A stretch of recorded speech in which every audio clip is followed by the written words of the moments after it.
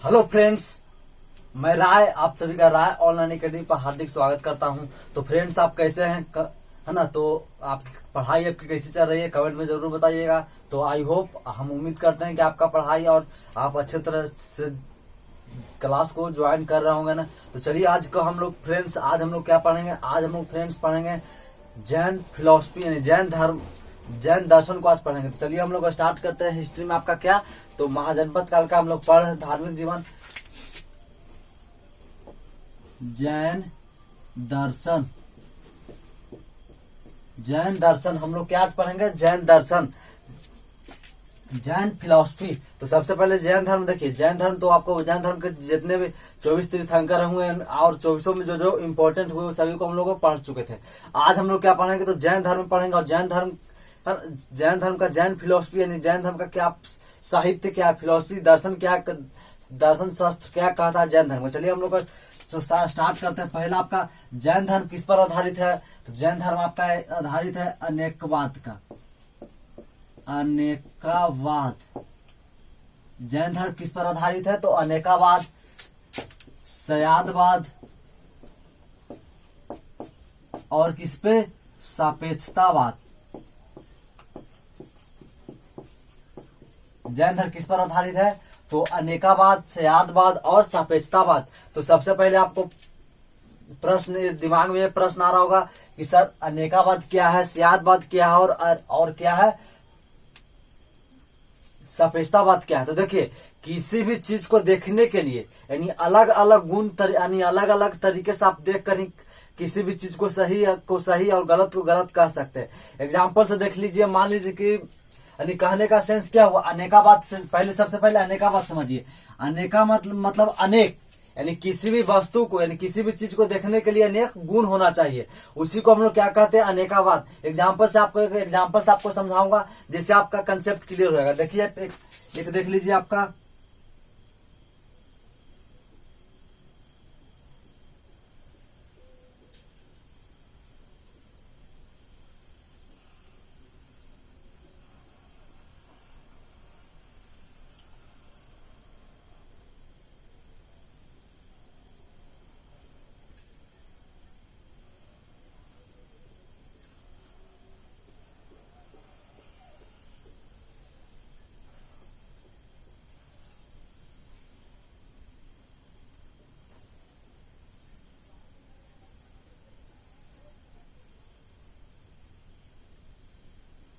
एक एग्जाम्पल से हम लोग क्या बनाए हाथी बनाए।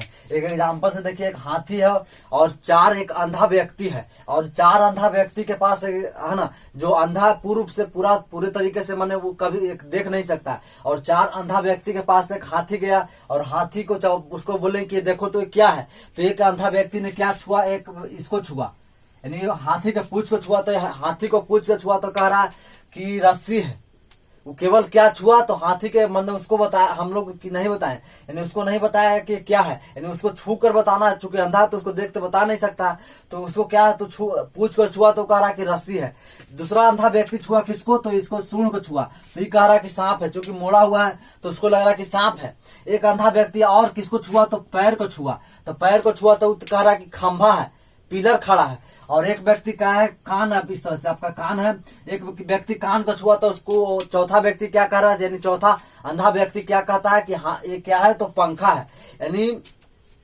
लेकिन चारों का बात क्या सही है चारों का बात गलत है। मेरा कहने का सेंस ये है कि आप किसी भी चीज को एक तरीके से देखकर आप नहीं कह सकते कि सही है या गलत है। तो एक और व्यक्ति आया दूसरा व्यक्ति जो देख सकता था तो वो आकर बोला बुर्बक है ऐसा ये तो हाथी है।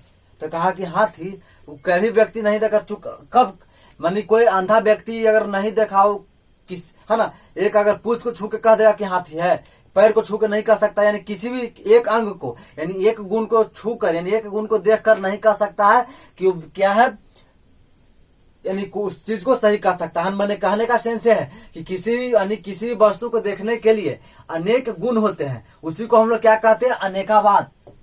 तो हम उम्मीद करते हैं कि आप समझ गए हो कि अनेकावाद क्या है।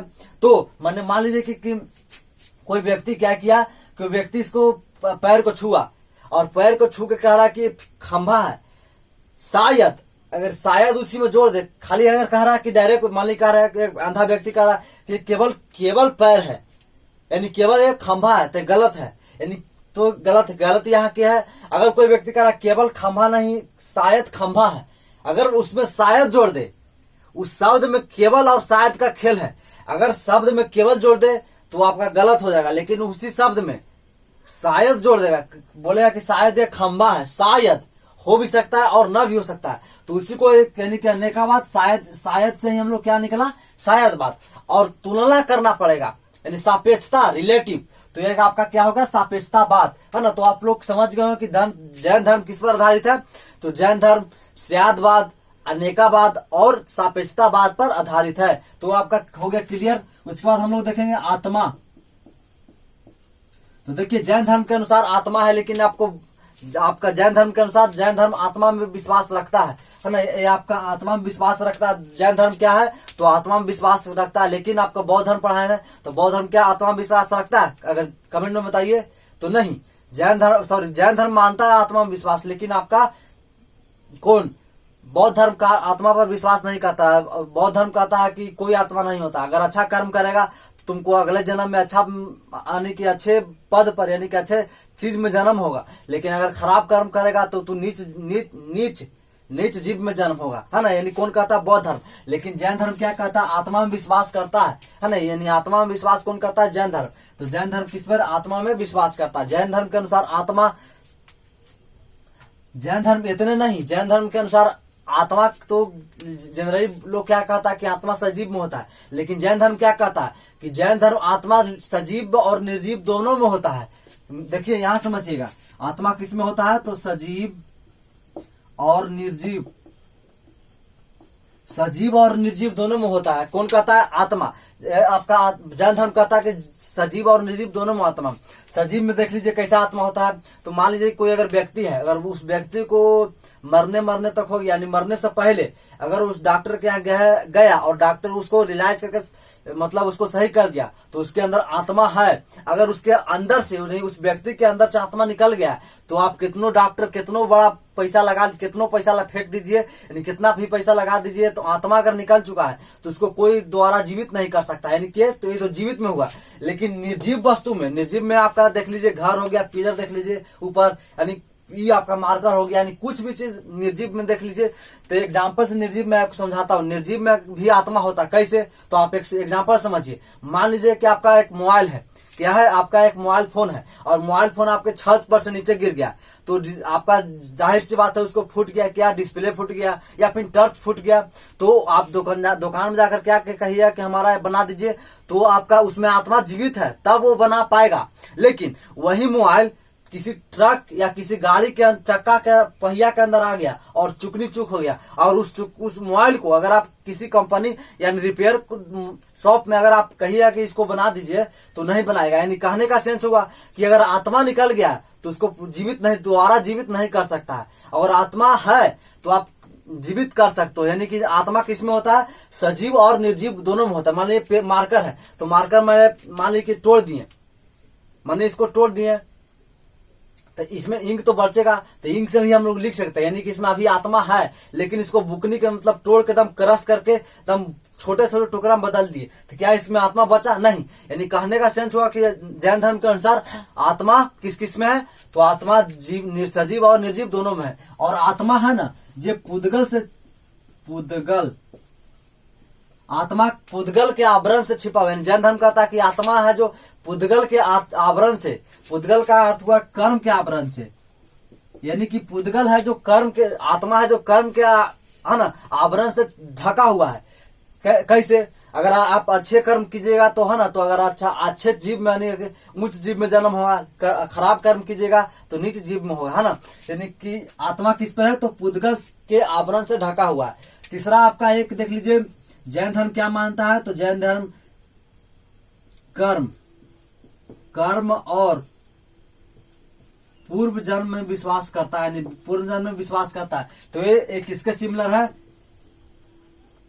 ना, किसके सिमिलर हो गया आपका, तो किसके सिमिलर हो गया, यानी किसके, जैन धर्म और बौद्ध धर्म में समानता आपको यही मिलेगा। जैन धर्म क्या कहता है, जैन धर्म कर्म और पूर्ण जन्म में विश्वास करता है और बौद्ध धर्म भी दोनों में विश्वास करता है। तो वहाँ कॉमन हो गया, यानी यहाँ आपका सिमिलर चीज है। तो ये ध्यान में रखिएगा। एक बार प्रश्न भी आया है 64 बीपीएससी में कि निम्नलिखित में से कौन जैन धर्म और बौद्ध धर्म में समानता है, तो ये कौन है, तो आपका कर्म और पूर्ण जन्म। कर्म नहीं, कर्म ही यहाँ, कर्म कांड नहीं, ध्यान रखिए, कर्म कांड, कर्म कांड नहीं, यहाँ कर्म है, कर्म कांड नहीं होगा। कर्म, कर्म कहने मतलब आप जो है ना, जो कर्म कर रहे हैं, यानी कि आप आजीविका कर रहे हैं, उसी को अच्छे आजीविका के अच्छे अगर आप कर्म कीजिएगा तो अच्छे जीव में जन्म होगा, पूर्ण यानी दोबारा जन्म होगा अच्छे जीव में, और खराब कर्म कीजिएगा तो नीच जीव में जन्म होगा।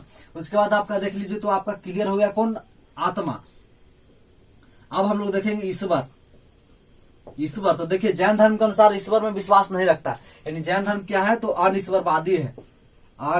अनिश्वरवादी, जैन धर्म क्या है, अनिश्वरवादी। तो जैन कौन सा दर्शन है जो ईश्वर को नहीं मानता, तो सांख्य दर्शन। तो ये किससे संबंधित है, तो सांख्य दर्शन से, है ना, ये सांख्य दर्शन से संबंधित है। उसके बाद देख लीजिए, ये आपका कौन है गया, ईश्वर।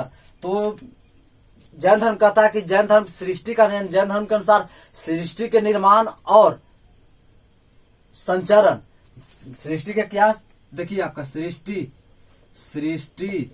के निर्माण और संचरण, निर्माण मतलब सृष्टि के निर्माण और संचरण मतलब चलाना, सृष्टि के निर्माण और संचरण में ईश्वर का कोई योगदान नहीं, यानी ईश्वर के अनुसार नहीं चलता है। सृष्टि अपने नियम के अनुसार चलता है, और इसमें भी जिसमें दो काल होता है, एक काल क्या होता है, इसमें दो काल होता है, सृष्टि के निर्माण और संचरण में दो काल होता है। एक होता है उत्थान के काल और एक होता है पतन के काल। पतन के काल, उत्थान के काल को हम लोग कहते हैं उहस पिरनी, और इसको पतन के काल को कहते हैं अभस पिरनी, है ना। यानी कि ईश्वर को नहीं मानता कौन, अनिश्वरवादी। तो अनिश्वरवादी सांख्य दर्शन का भी संबंधित है। सृष्टि के निर्माण में, कि जैन धर्म के अनुसार सृष्टि के निर्माण में आपका क्या हो गया, संचरण, है ना। उत्थान, और उत्थान के काल के क्या कहते हैं, उहस पिरनी, और पतन के काल को क्या कहते हैं, तो अभस पिरनी। यानी उत्थान के काल को हम लोग क्या कहते हैं, उहस पिरनी, और पतन के काल को क्या हम लोग कहते हैं, अभस पिरनी, है ना। तो जैन धर्म के अनुसार हम लोग आत्मा देख लिए, कर्म कांड देख लिए, और यहाँ देखिए चूंकि क्या है, तो जैन धर्म के अनुसार उत्थान के काल को क्या कहते हैं, उहस पिरनी, और पतन के काल को अभस पिरनी। और जैन धर्म में प्रत्येक काल में, है ना, प्रत्येक जैन धर्म के अनुसार प्रत्येक काल में 24 तीर्थंकर, 12 सलाका पुरुष और 12 आपका चक्रवर्ती राजा होगा, चक्रवर्ती और सलाका पुरुष। यानी कि जैन धर्म के अनुसार प्रत्येक काल में 24 तीर्थंकर, 12 चक्रवर्ती राजा और 63 सलाका पुरुष का जन्म होता है। सलाका आप देख लीजिए, तीर्थंकर के बारे में आप जान रहे हैं। चक्रवर्ती का राजा का मतलब हुआ कि अपने क्षेत्र में काफी, मतलब है ना, कर्मों के अनुसार काफी अपने नाम को कमा चुका, उसी को हम लोग चक्रवर्ती राजा कहते हैं। यानी बड़े क्षेत्रफल पर उसका अधिकार हो, उसी को हम लोग चक्रवर्ती राजा कहते हैं। तो देखिएगा, जैन धर्म के अनुसार 63 सलाका पुरुष में से 12 क्या होते हैं, तो सलाका पुरुष ये भी होते हैं, चक्रवर्ती राजा भी। लेकिन 63 में से 12 क्या है, तो काफी अपने साम्राज्य का विस्तार कर चुके होते हैं, और जैन धर्म को काफी, है ना, अपने योगदान देते हैं। उसी को यानी 63 में से 12 लोग प्रत्येक काल में क्या होता है, चक्रवर्ती राजा बनता है।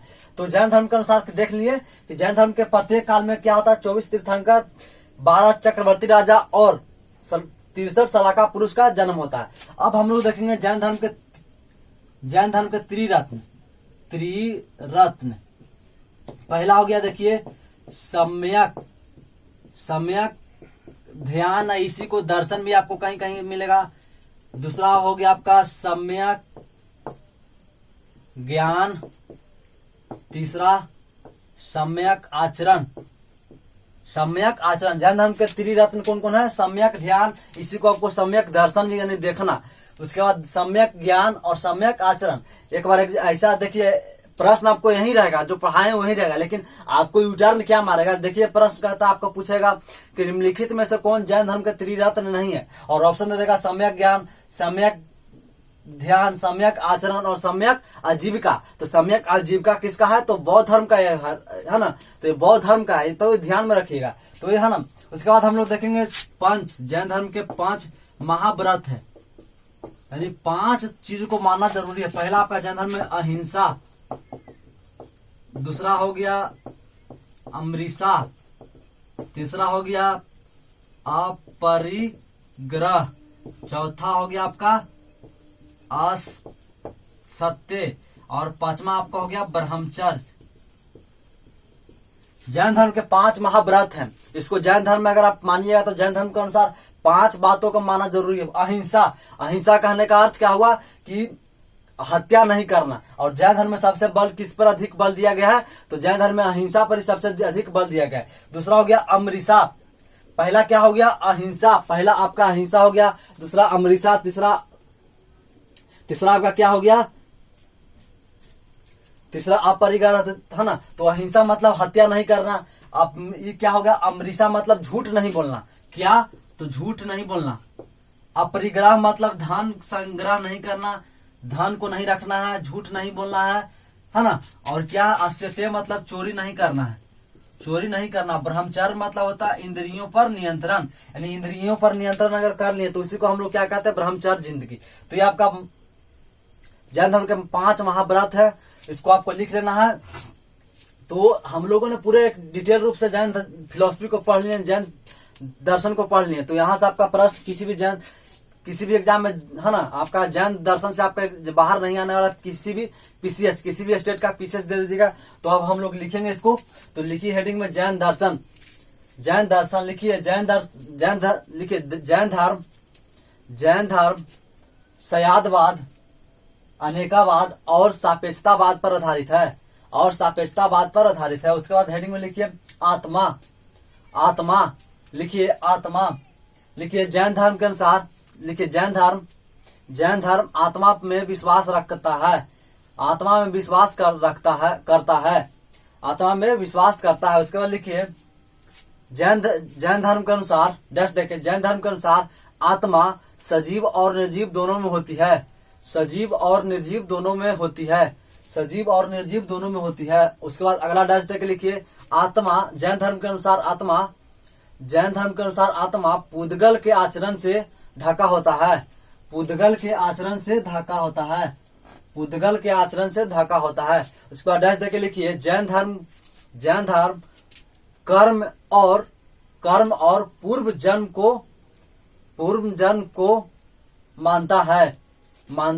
तो ये आपका पूरा हो गया इस आत्मा। उसके बाद हेडिंग में लिखिए ईश्वर, लिखिए जैन धर्म अनिश्वरवादी है, जैन धर्म अनिश्वरवादी है, अर्थात सांख्य दर्शन को मानता है, अर्थात सांख्य दर्शन को मानता है। उसके बाद लिखिए जैन धर्म के अनुसार सृष्टि के निर्माण और संचरण, यहाँ लिखिएगा संचरण मतलब चलाना है ना, संचरण, सृष्टि के निर्माण और संचरण के लिए ईश्वर जिम्मेवार नहीं है। उसी में लिखिएगा सृष्टि अपने नियमों के अनुसार चलती है, जिसमें उत्थान और पतन 2 काल होते हैं, उत्थान और पतन यहाँ लिख लीजिएगा, देख लीजिए उत्थान और पतन होता है। और लिखिए उसी में उत्थान के काल को उहस पिरनी और पतन के काल को अवस पिरनी कहते हैं। तो यह आपका जैन धर्म। उसके बाद लिखिए जैन धर्म के अनुसार प्रत्येक काल में जैन धर्म के अनुसार प्रत्येक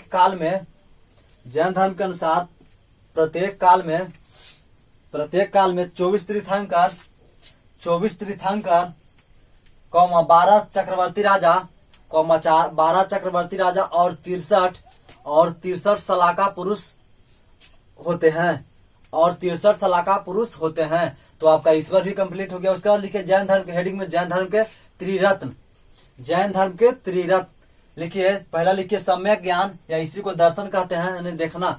लिखिए सम्यक ध्यान, पहला सम्यक ध्यान, दूसरा सम्यक ज्ञान और तीसरा सम्यक आचरण। सम्यक आचरण, सम्यक आचरण तो आपका त्रिरत्न हो गया। उसके बाद लिखिए पंच महाव्रत, पंच महाव्रत लिखिए। पहला लिखिए अहिंसा, पहला लिखिए अहिंसा।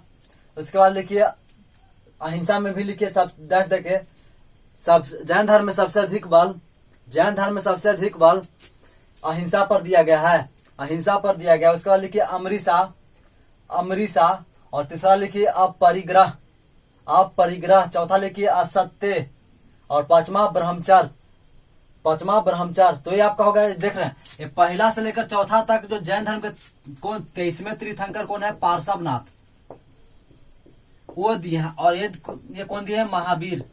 यानी महावीर में कौन सा दिया है, पांचवा व्रत को कौन दिया है। यानी आपको प्रश्न में आएगा कि ब्रह्मचर्य, जैन धर्म के अनुसार ब्रह्मचर्य को निम्नलिखित में से कौन दिया है, तो महावीर ने दिया है। तो इसको भी लिख लीजिए, लिख लीजिए, लिख लीजिए। जैन धर्म के 5 महाव्रतों में से, 5 महाव्रतों में से चार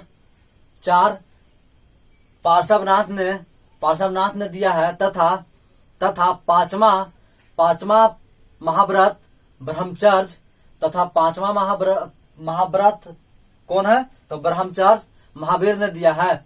तो महावीर ने दिया है, महावीर ने दिया है, महावीर ने दिया है। कौन महावीर ने दिया है, तो पांचवा महाव्रत दिए हैं। कौन, तो आपका ये हो गया। अब उसके बाद देखिए जैन धर्म के अनुसार एक और चीज आपको छूट है ना, लिख लेना है कि जैन धर्म के अनुसार, जैन धर्म में प्रथम अगर आप जैन धर्म को है ना, अगर आप जैन धर्म को ज्वाइन कीजिएगा तो सब प्रथम किसी भी व्यक्ति का उपदेश होता है निर्माण प्राप्ति,